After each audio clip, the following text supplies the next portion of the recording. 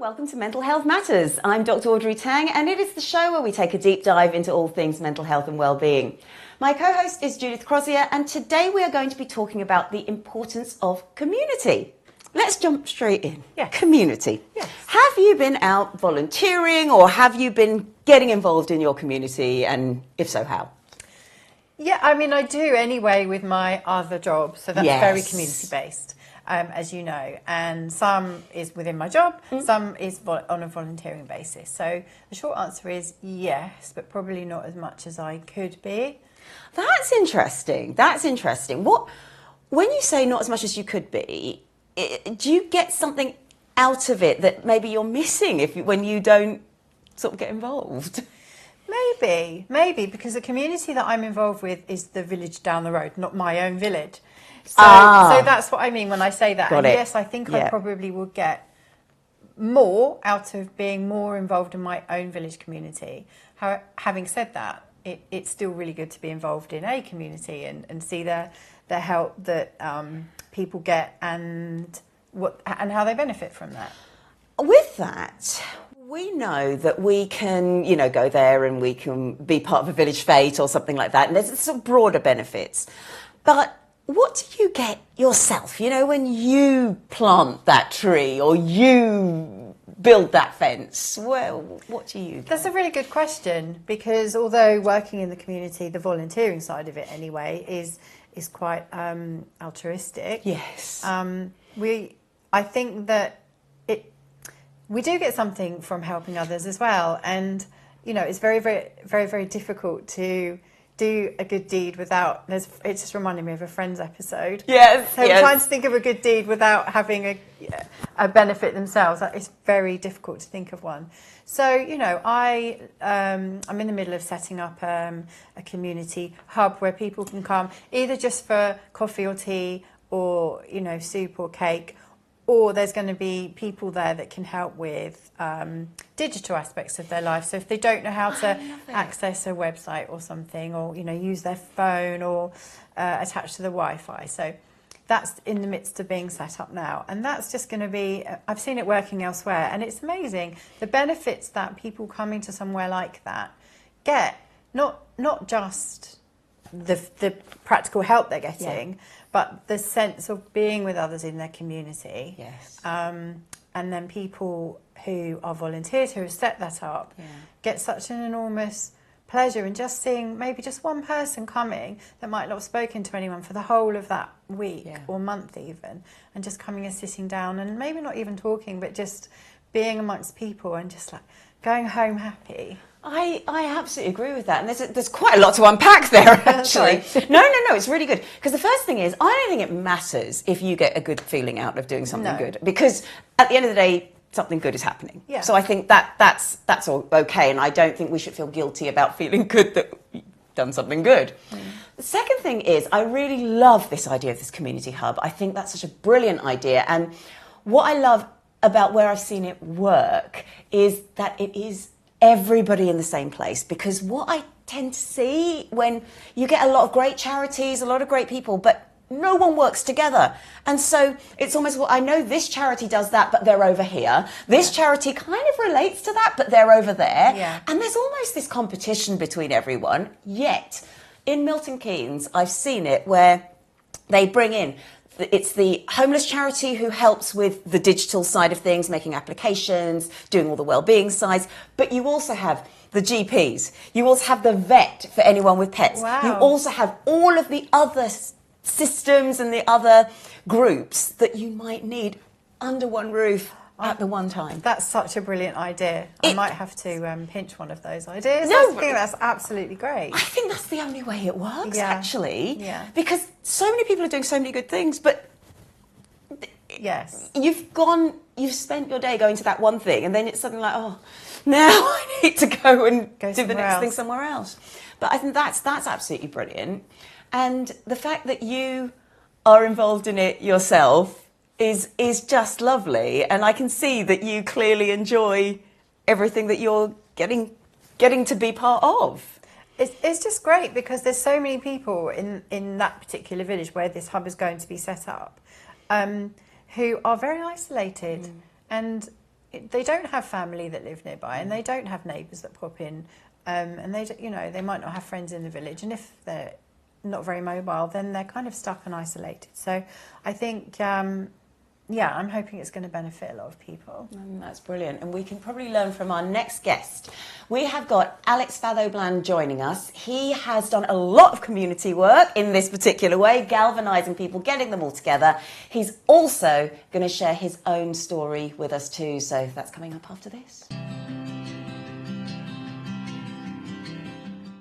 I'm going to give you some holistic health tips to help you get a better night's sleep. Insomnia, broken sleep is very common among the people that I speak to. So here's a couple of tips to help you get a better night's sleep. No screens before bed. So make a point of leaving your phone, leaving your work about 2 hours before you're ready to go to sleep. The blue light can keep you awake. The connection with what you're doing, your constant to-do list can affect the way that you sleep. So what we want to do is we want to prepare the body and the mind that we're going into a restful state. Also have your bedroom uncluttered. Have it so you've got some low lighting in there as well. And before you turn the lights off and get yourself off to sleep, whilst you're sitting in bed or laying in bed, connect to your breath. So begin by doing some deep breathing. And so breathing in through the nose, count to 4. And then we pause for 4. And then we exhale for 4 through the mouth. And then we pause for 4. And then we inhale again for 4 through the nose. So inhale, 2, 3, 4. Pause, 2, 3, 4. Exhale, 2, 3, 4. Pause, 2, 3, 4. And continue that cycle. It's called box breathing or square breathing. And it is great for switching off the mind because you're counting and you're breathing. So you're breathing right down deep into the belly, blowing up the belly and the chest, and then exhaling. And as you're breathing and counting, you're beginning to quieten the mind. You're bringing your body into a rest and digest state and preparing your mind and body for a more restful sleep. So give that a go. No phones, nice low lighting, box breathing, and having an uncluttered space for you to sleep. So think about preparing yourself for a good night's sleep. Saying to yourself, I'm going to have a good night's sleep. Declare that and see how you go.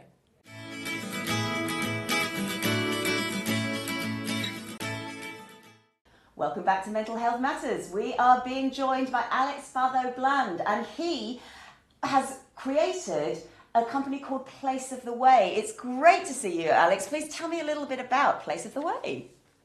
Hi, guys. Place of the Way is, I guess, in a nutshell, me being a bit of a marketing consultant, but it very much comes from working at different businesses and having quite strong personal values, which are to help people and planet. And I think from over the years of working different places, just found that some places tick boxes more than they actually believe in the values that they communicate. So for me, I really wanted to create projects and work with people which are real and do really creative and fun projects as well, which would help people and planet. Really, really important. I mean, because you work a lot within the hospitality industry, and how do they play such a positive role in raising that mental health awareness and not being that tick box? Firstly, it's an industry which is on the front line of mental health struggles. You only have to walk into a pub or a bar and see how often staff are treated. It is the one most kind of impacted. I mean, there are similar industries like the healthcare, and we only have to talk about the NHS, but I think that hospitality is really open-minded and really good at communicating the challenges that there are around mental health. And there are actually a lot of different support charities, communities, etc., that are there for businesses to access, not just ones within the public that we see and many of us know. So I think it's a really leading industry when it comes to mental health awareness. Yeah, I think that's brilliant. And with that, you do a lot of community projects. And what are some of those locally based outcomes that you've experienced when it comes to bringing industry, bringing organisations together with those charities and the projects that you work on? I'll tell you, the first thing is whenever I do the projects, I know that a lot of businesses and people will always look to proceeds and raising money. But to me, that is very secondary. My primary thing, and I think focus for anyone, is actually doing something which is going to raise awareness and do some good. That in itself is reward. So for me, even when I'm doing community projects like I do in Battersea with a lot of low-income families, the vulnerable and the homeless, just having the local community say thank you, similar to working with hospitality, the amount of hospitality staff that I've raised a bit of mental health awareness. It's a bit like Fight Club. You know, you walk around businesses and people give you a little bit of a nod for the things that you've actually done to try and help and to make it actually a topic that people feel comfortable talking about. And in some cases where I've been able to offer up one-to-one therapy sessions for hospitality staff, you know, I know how much impact that makes to them. And in some cases that can save someone's life. So that's to me is the reward and the outcome. You will see it on the street, but it's a bit like Fight Club. No, I love it. And that's why you called the offering, the therapy, Wrestling Demons, haven't you? And that's the thing that you're offering therapy sessions for, which is, I think, is absolutely fantastic. Wrestling Demons has been a project I've been doing for 5 years, and it's evolved.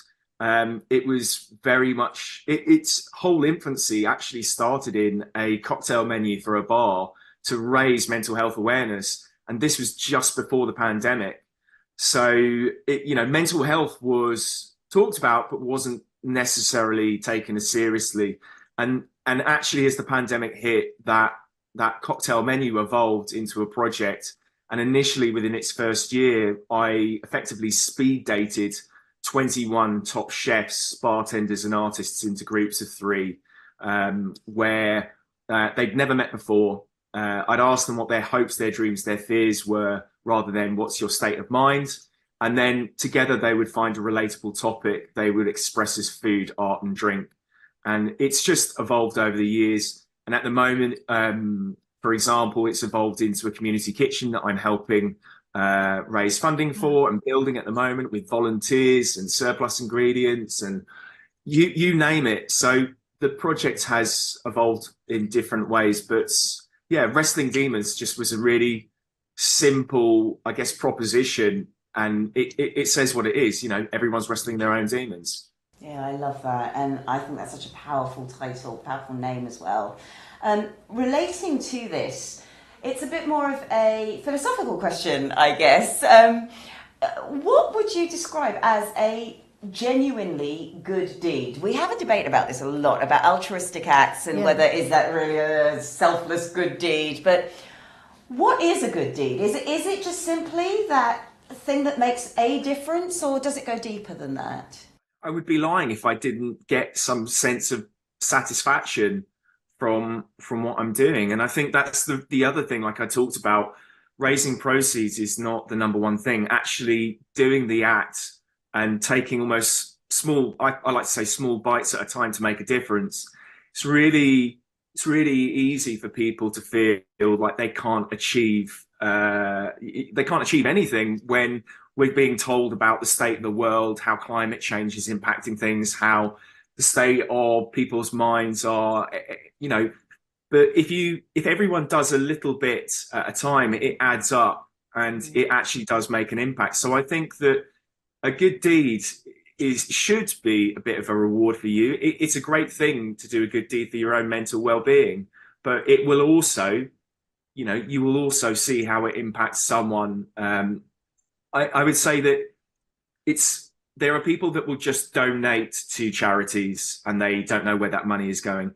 If you can connect actually to something you really believe in is your own personal value, and you can connect and see how that is coming to life that much more, then you'll get so much more out of it than, again, just donating money and ticking a box. So I think that you'll find that reward the closer it is to your own values, your own experiences, you know, and again, like, I really care about, I genuinely care about the environment living in London, and I genuinely care about mental health because, you know, I can say from the people that I know and how people have gone, you know, closest to me have dealt with serious issues to my own, you know, going through life and losing people to dealing with, you know, everything from eating disorders to how am I going to get that job that I've always wanted to anything. Everyone suffers from mental health. So I think it's good to try and connect to those values that you really care about.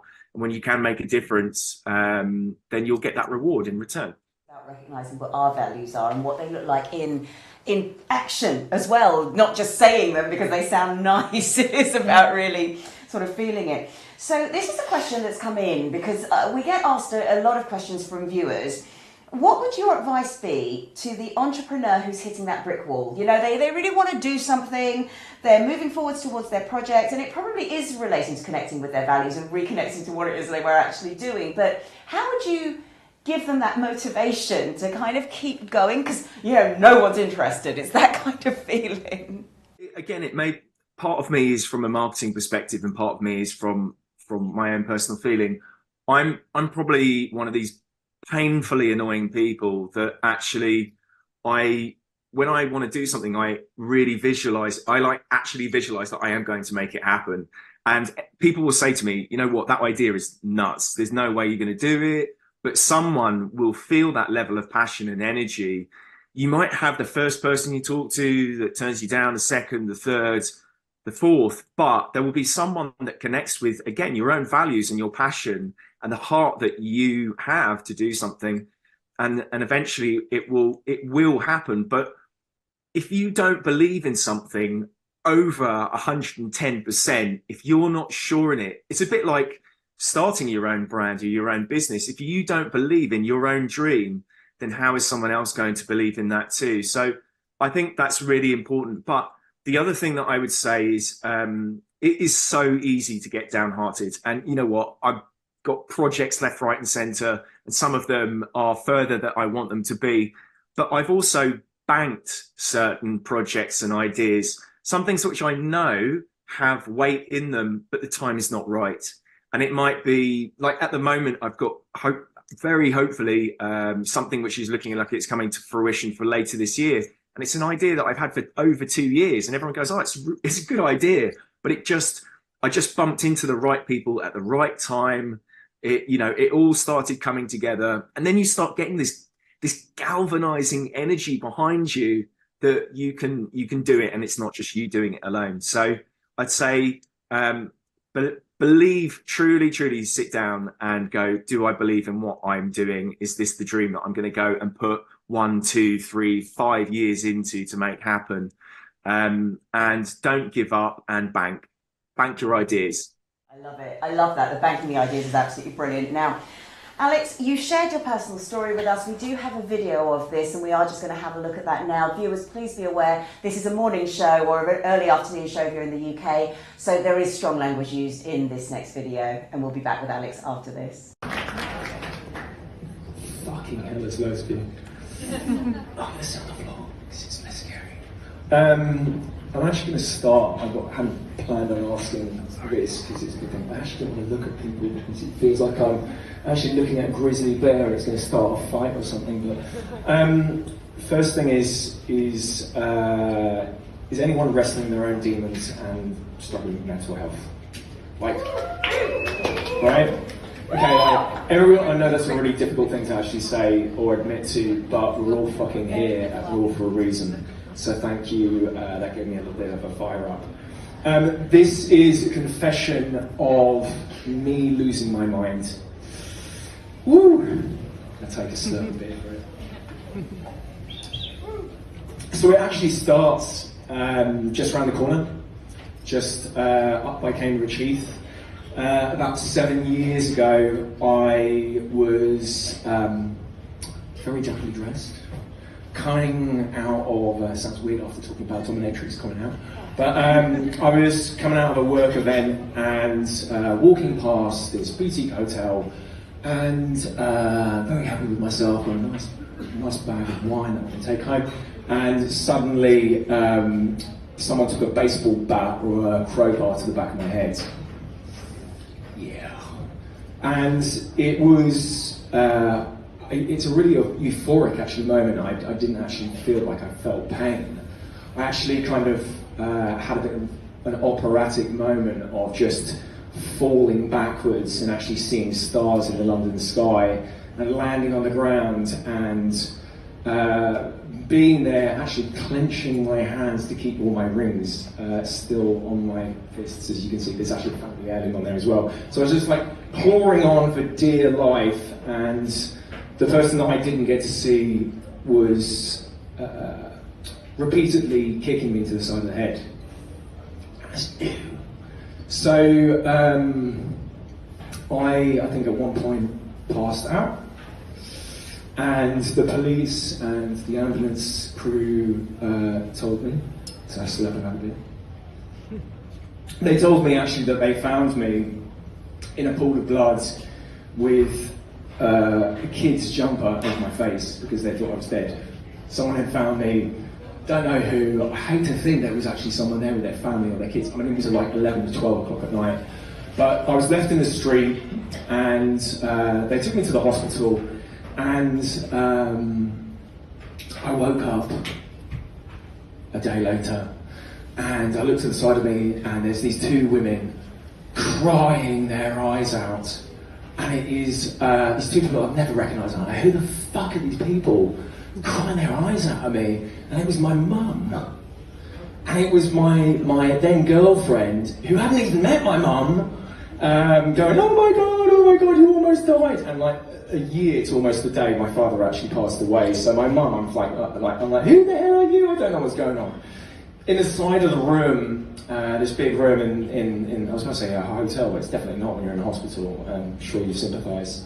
All love the NHS if anyone's here. But I looked at the side of the room, and one side there is a guy who's handcuffed to the bed with two police officers with him, and I'm thinking, okay, I don't know what I've done. Have I done something wrong? Who is this person? In another corner of the room, there was a guy who went on to scream non-stop for 24 hours in a row, which was just couldn't work out what was going on and what was actually wrong with him. Another guy who had the screen around him where I thought, is this a victim of Hannibal Lecter, where someone's probably eaten the skin off his face?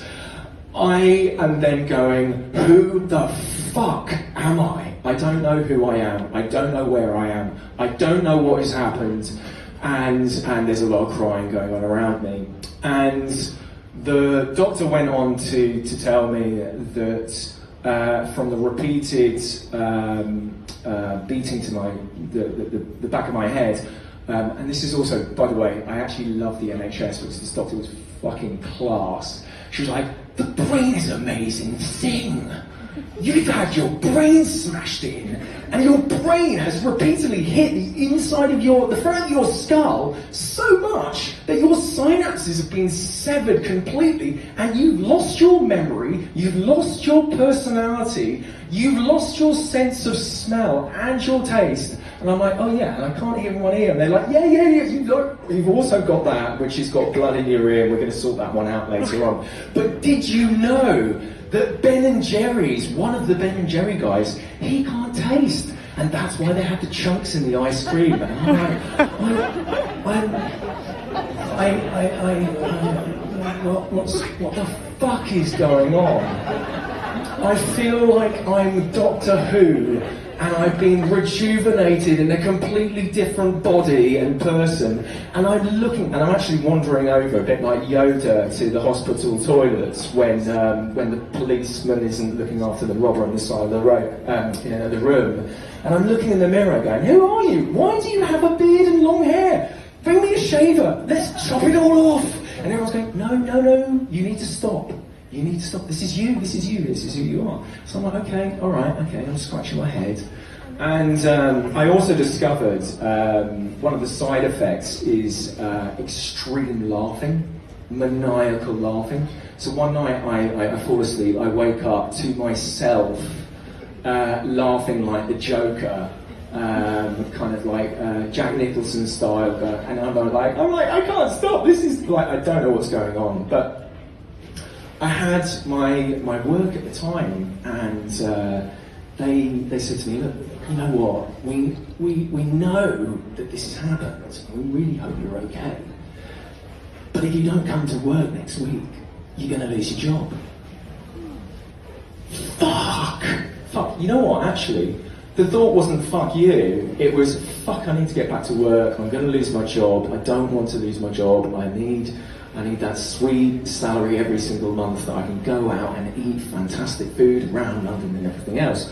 So I went back to work, and I was actually really suffering very badly from vertigo as well, which went on for over 2.5 years.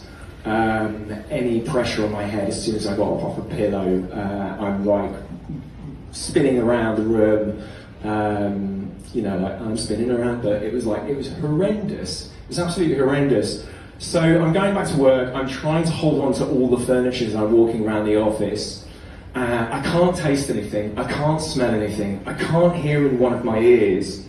By the way, I worked for a drinks company at that time, although I drink more moderately now. I'm nervous, do I need a sip of beer? But I get these brand ambassadors in the office, and they're going, can you come over to the bar? Can you come over to the bar? Can you taste test which of these 2 drinks is better? And I'm like, I can't do this, guys. And they've forgotten. And I'm trying to explain to them. And then eventually I try both drinks, and I go, all right, okay. One of them has green tea in. One of them has chocolate bitters. And they go, fuck. How did you know that? And I'm like, I don't actually fucking know, because I can't actually taste them, guys. I'm really sorry. The thing that I learned, the brain is actually a magical thing, thanks to the NHS doctor who told me this. But my memory, my sense of touch, sensory in the mouth, was actually reminding me of what I was tasting, the textures that I had. However, I am a very big lover, as you can tell, of food and drink. And I was going fucking crazy, because the thing that I love the most, I couldn't get any satisfaction from. I was just unable. I was actually really depressed. I was neurotic. So what I actually did was I was going to galleries and exhibitions, and I was eating with my eyes. Sounds really weird. But I was eating with my eyes, and it actually gave me a sense of emotional ejaculation afterwards. I'm like literally coming out with that, oh, thank God. And my girlfriend at the time's going, oh my God, he's not an absolute pain in the arse anymore. Thank you, art, whoever you are. And I realised, maybe I didn't realise, but I was, within my company, I was really pushing, maybe from this experience or anything else, but around those buzzwords of mental health and sustainability, and they were just not treated seriously at all. Commercial people in the office is like, what's the commercial benefit of saving the planet? I don't get it. And I'm like, there is, otherwise we're all going to die. So there I am trying to explain things, and it got to a head where, I can't believe I said that. But it got to a head where I couldn't take it anymore, and I actually left that business, and I started up my own business, and I actually started up what the guys had told you guys about, this project called Wrestling Demons, where I actually speed dated at the time, and this is just before the pandemic. I started a new company going, brilliant, pandemic hits, fuck, what am I going to do? But everyone's struggling with their mental health. So I went to, I called up people, I went, all right, I went to 21 top chefs, top bartenders and top artists that I'd researched, or people that I knew. And I said, can I speed date you into groups of 3? And can you share, like, rather than what's your mental health, can you talk to each other, and how do you want, what are your hopes, your dreams and your fears? And the topics that came out of that was incredible. And each one of them expressed that as food, art and cocktails. And I went on to, I've been doing that now for 5 years. I've worked with about 100 different people in fashion, conservation, art. I did the most endangered cocktail menu with WWF to raise awareness of endangered animals. I did a beer called Please and Thank You because everyone was an absolute arsehole to staff after the pandemic, going to the pub and going to the bar and not saying nice things. So I created a beer that was sold out nationwide. I created a mental health art exhibition, and I kind of sat there and I went, okay, I lost my mind, but maybe my heart and soul was always in the same place. Maybe I actually gave a shit about the world enough to do something different. And I started going, well, I had this rejuvenation moment, a bit like Doctor Who, but maybe I've always been an alien trying to work out what it is to be a human being. And I have lived with that for the last few years, and I've done some really crazy, weird shit. There's probably a lot of people who have hopes, dreams and fears. They don't know if they can achieve what they want to do, but I would, if you can, and I'm going to try and finish up now because I don't know if my 7 minutes is done. Probably, yeah. Sorry, but you're going to get tripped in a second, and the toilet. But I would leave you with a thought. Ask yourself the question, what does it mean to be human? In this day and age, like, I truly believe that you'll treat people better. Also, say please and thank you to hospitality staff. Those guys over there. Yeah, thank you guys. You will be getting a tip from them in a second, so please say thank you to them. But also take home the thought, what are your hopes, dreams and fears? And massive love to every one of you in here that shared that you are wrestling demons as well. Thank you so much. Fuck that, I didn't actually cry. I thought I was going to. So thank you, I really appreciate it.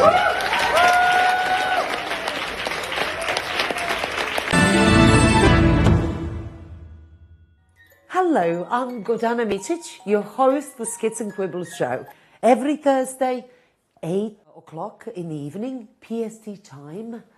And join us on Fresh Takes at E360 TV. We look forward to entertaining you.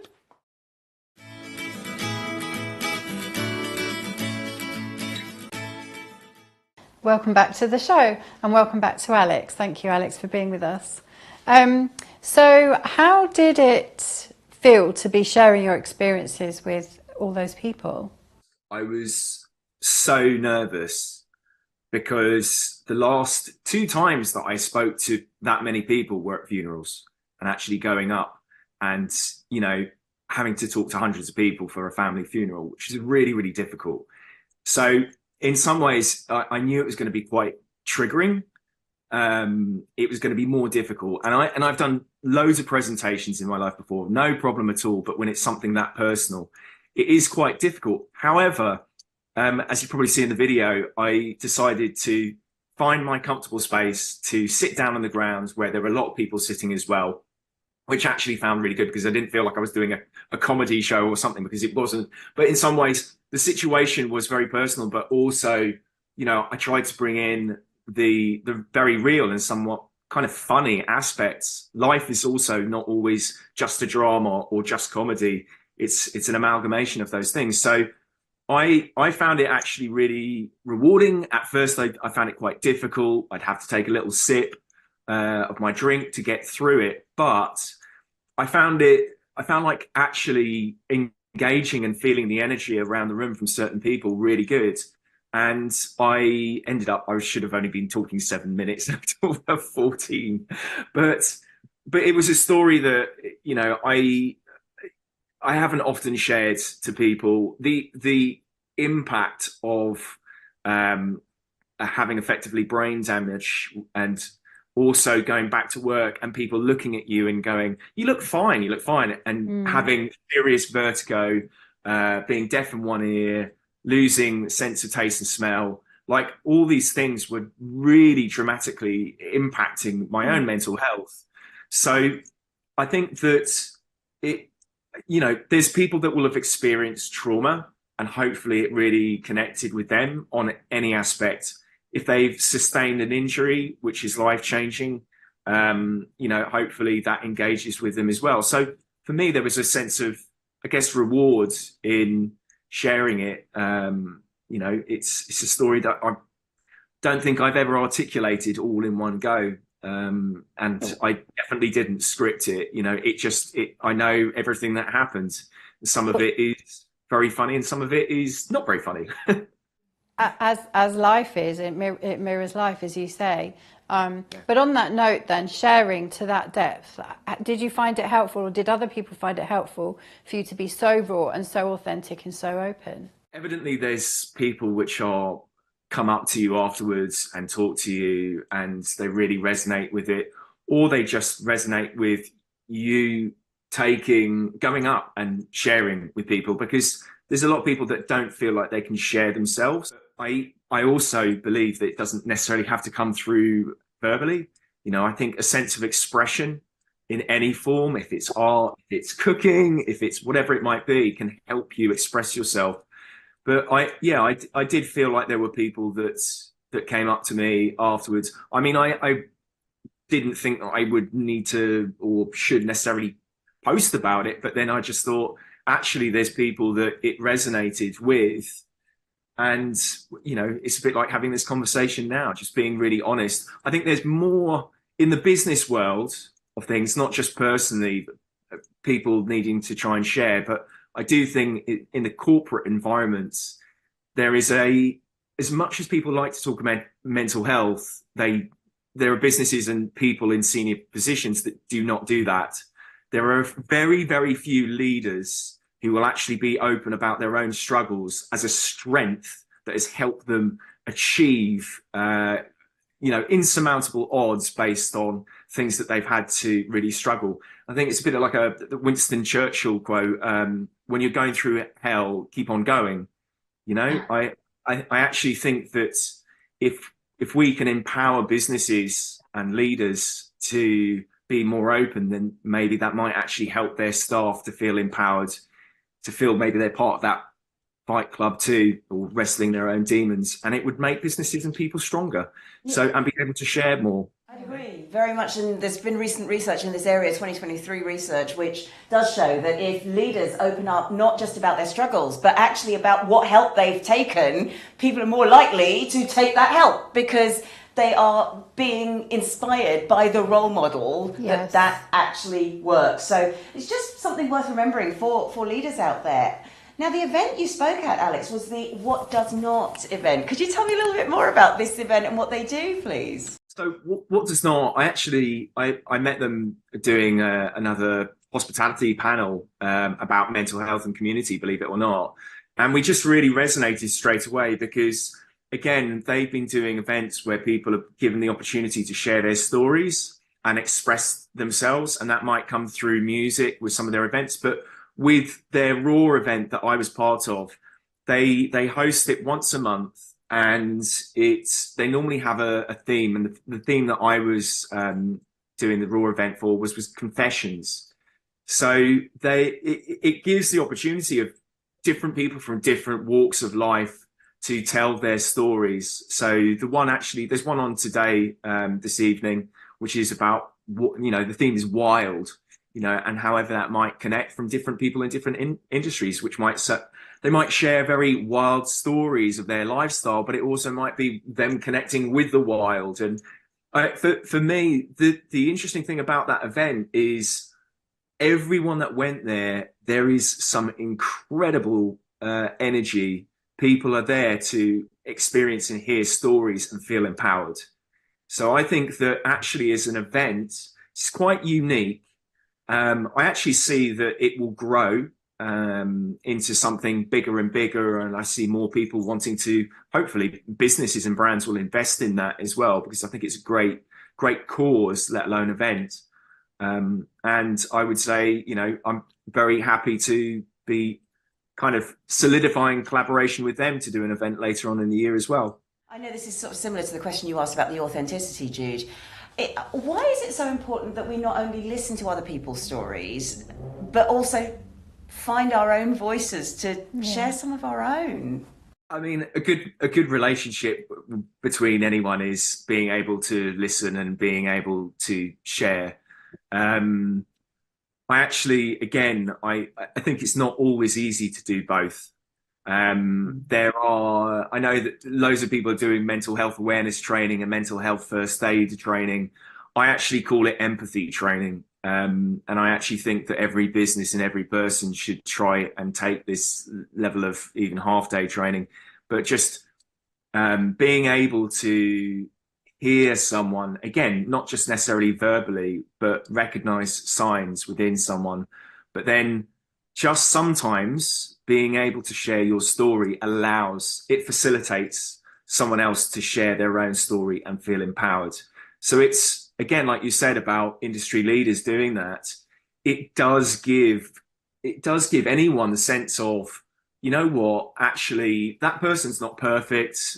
They haven't had it all like strawberries and cream. Nothing has been exceptional. Maybe they have gone through some real hardships that they're willing to share that I can connect with, that can help me feel like I can achieve this too. So I think it is really important to be able to share and to listen, for sure. I love that. I absolutely love that. Now you're saying there's a What Does Not event on tonight. How might we get involved, either to attend or to even share? If you go to Instagram and you look at What Does Not, the event is at the Ministry this evening. So, and it will be a great lineup. They'll have some music. They have different speakers. So when I was actually the night that I did recently for Confessions, there was everyone there from a recovering alcoholic to a dominatrix to someone that had suffered severe sexual abuse. So it's a multitude of people and personalities. I would follow them. I would check out their different events. I would support them. You know what? I think the events are incredibly cheap as well to attend. You can go free, but they ask people to donate, and it is very cheap tickets. It's about £15. And I think for the experience you get and the people you'll meet from all walks of life, of all ages as well, which I found absolutely incredible, is something that you should go and do. It's a really fun night. Like, you know, I just can't fault it. And I wish we could talk more with you. We are out of time, unfortunately, but where can we find out more about you, Alex? Well, you can always follow me. Alex Fallow on Instagram. Place of the Way. I've got my website as well. There will be more things around Wrestling Demons this year. There's the community kitchen. There will be, fingers crossed, a Halloween event later in the year around mental health. So just keep tunes, supports, yeah. And also if anyone ever wants to reach out and share their own struggles, Wrestling Demons, please do. I'll always try and support where I can. I'm not a therapist myself, but if I can empower anyone, I will. Well, coming up, we have got our resident coach, Sharon Lawton, who in Tools to Thrive is going to give us her tips for starting a new business.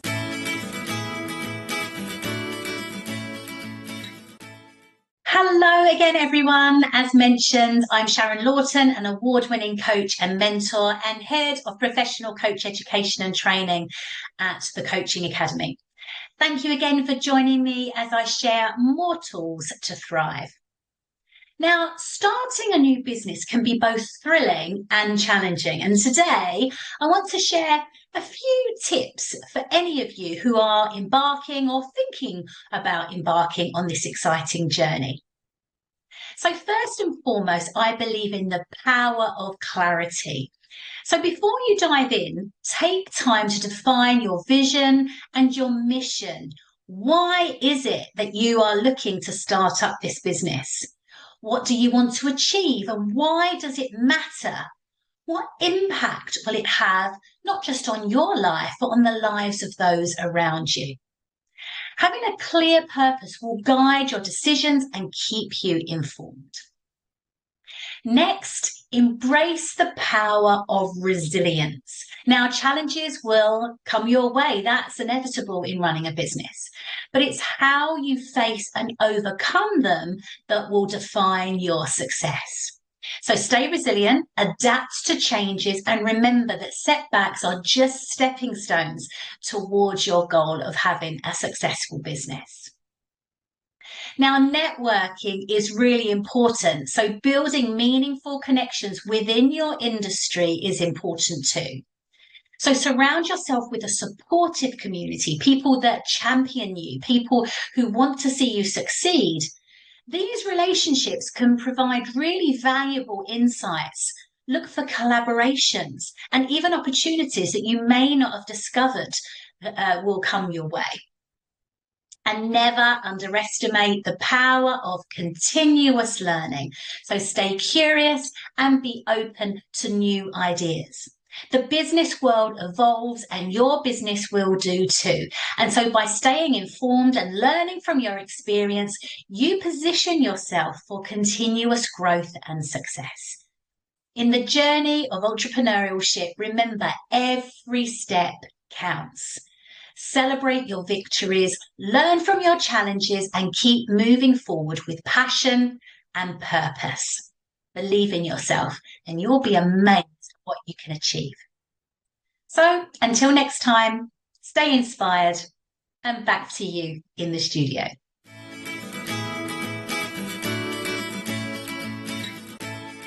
In today's Business Boost, I wanted to talk about the benefits of volunteering and getting involved with your community. Now, we all know in businesses about the corporate social responsibility, and that is often seen as going green or going paperless or looking after the environment, which is great and really important. But there is another aspect of CSR which we often underappreciate, and that is community involvement.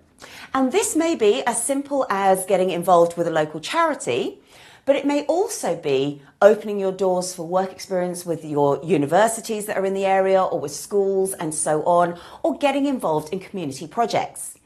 The reason I say this is so important is because this is the thing that helps you form networks. It's the thing that helps you form that connection, which for some universities, for example, the University of Bradford are very good at this. They have so many great links with the organisations in the town that when that student comes to Bradford University, you don't then get the brain drain of that person leaving the town and wanting to start somewhere else because they have already connected with that particular community through being at university there. So there are many benefits. There's other psychological benefits as well. When we watch someone do a good deed, our oxytocin levels rise, and that is simply watching someone. If you're involved in it yourself, it's even better. You get that feeling, that little dopamine hit firsthand. Plus, you may also learn some skills that could be transferable for something else, or alternatively, you may simply be meeting like-minded people, and that's a really positive thing as well. Other benefits of volunteering, simply you inspire other people. If you are doing it, if your organisation is out there doing it, then you're raising awareness of the cause you're supporting, but you may also catch somebody else's eye who might think, oh, well, I can do that too. So you become a pioneer for getting involved in that community. You also begin to break down boundaries. And this can be really important because so often people make assumptions. And especially when it comes to community groups and businesses, there can be quite a negative assumption of the business. But if you get involved yourself, you can see that, or the organisation, the community group can see you're a human being, you have flaws like everybody else, maybe you're not as money grabbing as they assumed you would be, and so on. So it's a great way of actually making those connections on an authentic and realistic basis. Other benefits of volunteering include having a shared sense of purpose. And that, to me, is one of my favourites. Having that shared sense of purpose means that you are working together for that same cause. If your values of your organisation are something like connectivity or kindness or compassion or whatever they might be, go out there and live those values and do it with an organisation or a group that shares them. And it may be an organisation or a group that you never even considered working with.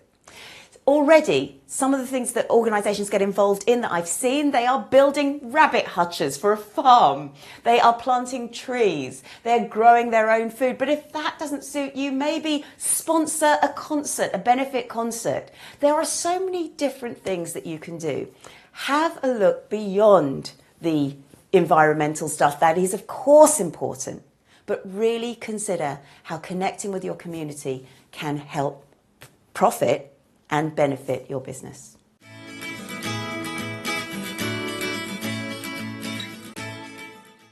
Welcome back to the last part of Mental Health Matters. I love this part because we get to reflect on the amazing things the guests have said and what we've taken from them, and I always learn so much from everybody. Absolutely. Our guests are great. They really are. Yeah. And I was very inspired by Alex's point about how even if it doesn't seem to work at first, you can bank the idea.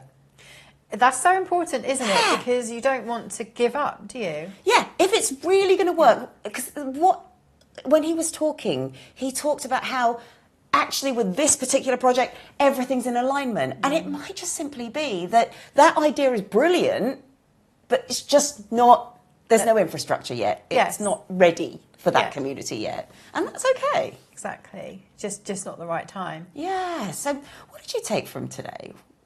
Apart from that, I think it really struck me how important it is to share your experiences, because if just one other person has had something similar or can identify with it for whatever reason, and makes their issue or problem or whatever they're thinking a bit less scary, or then that's the whole point of sharing, isn't it? To connect with somebody else in a way that it helps somebody else, I think that's absolutely true, because especially when it comes to starting a business or starting a social enterprise or something like that, you will probably get the people on the one hand, like your friends and family, oh, it's a brilliant idea, you've got to do it, it's so good.